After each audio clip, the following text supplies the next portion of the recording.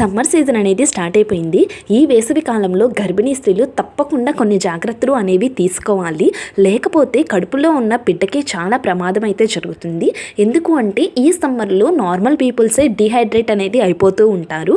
ఇంకా గర్భిణీలు అయితే త్వరగా డిహైడ్రేట్ అనేది అయిపోతూ ఉంటారు.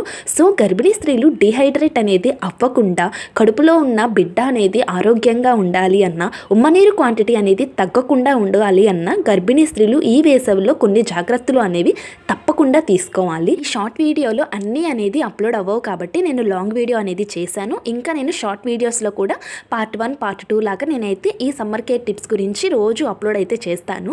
ముందుగా ఈరోజు టిప్ వచ్చేసరికి, మీరు వేసవి కాలంలో గర్భిణీ స్త్రీలు బాడీ అనేది డిహైడ్రేట్ అవ్వకుండా ఉండాలి అంటే మీరు వాటర్ అనేది చాలా అధికంగా అయితే తీసుకోవాలి.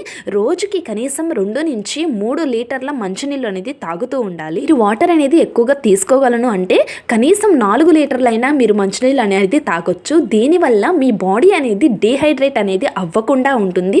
అలాగే ఉమ్మనీరు క్వాంటిటీ అనేది కూడా తగ్గకుండా అయితే ఉంటుంది. ఈరోజు టిప్ వచ్చేసరికి ఇది. నెక్స్ట్ టిప్ గురించి రేపు మాట్లాడుకుందాం. Thank you for watching.